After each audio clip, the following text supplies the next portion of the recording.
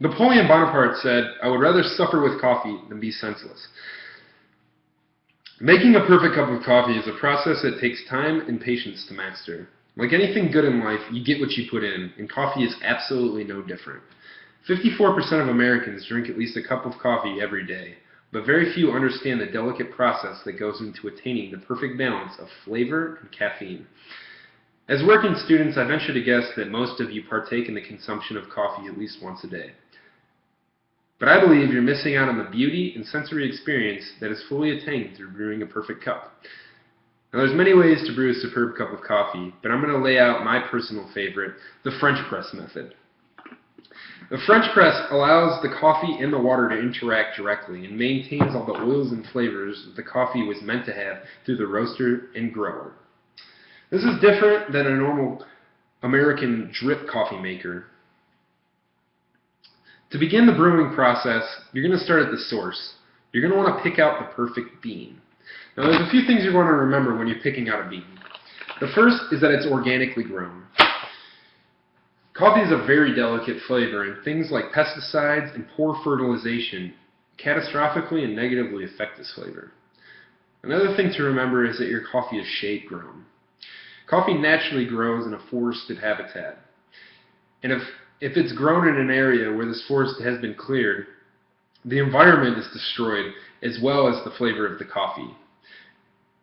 The coffee is roasted while it's still on the vine by the sun and destroys its flavor. The next thing you should remember to look at when picking out a perfect bean is that the coffee is fairly traded. If coffee isn't fairly traded, it's grown by giant corporations that grow the coffee as a cash crop and don't put the same care and affection that a small farmer will.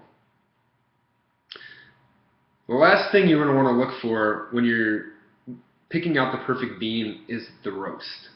Now we all know the darker the roast, the more robust the flavor. But many people do not understand the relationship between a roast and the type of bean.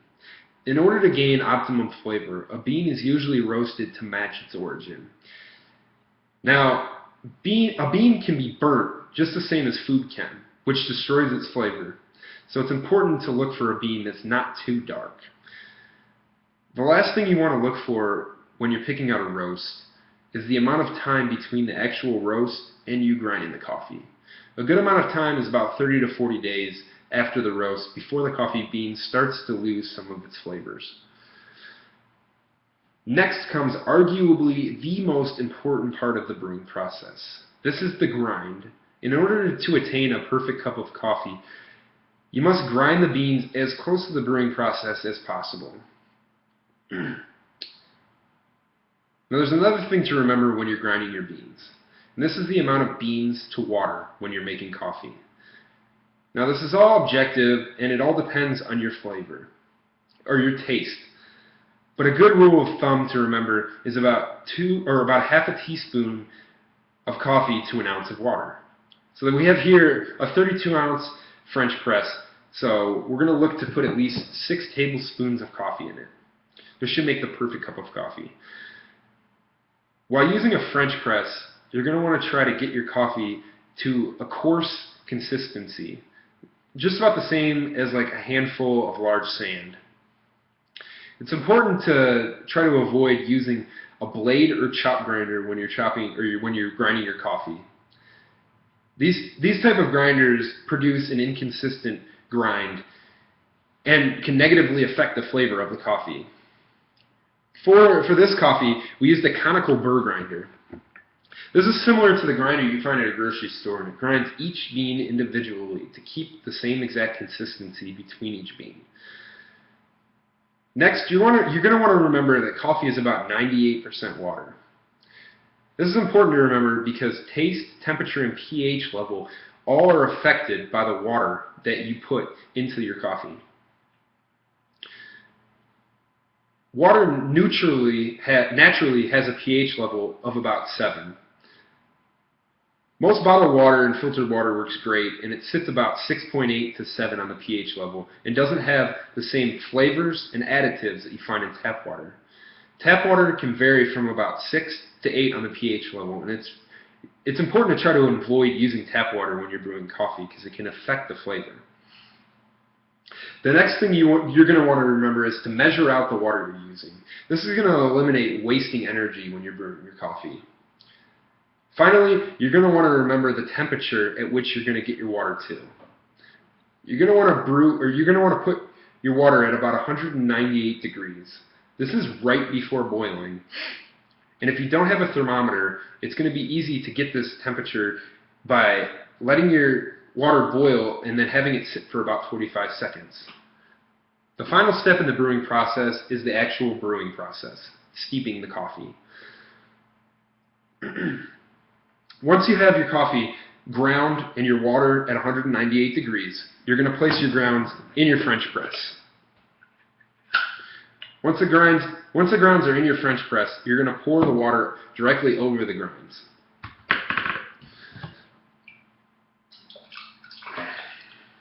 You're going to get the water to about an inch to the rim of the French press. Once you get it to that level, you're going to want to stir your coffee. This allows the coffee to consistently work its way with the water and not put any residual coffee at the bottom of your French press. You're going to want to avoid using a metal spoon, as this can crack delicate glass on the French press.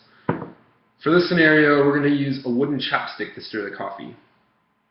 Stir the coffee for about 10 seconds. Once stirred, you're going to place the lid of the French press over the French press to maintain all the heat. Let the French press sit for about 4 to 5 minutes for the coffee to steep to a perfect robust level. Once it's finished steeping, you're going to want to consistently and slowly press down on the plunger in order to push the grinds to the bottom.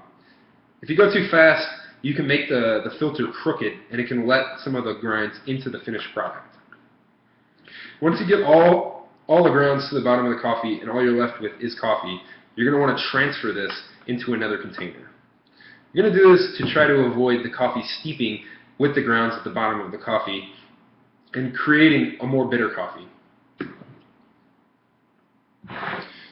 For this scenario, we transferred our coffee to this glass carafe here. So at this point, your perfect cup is finished.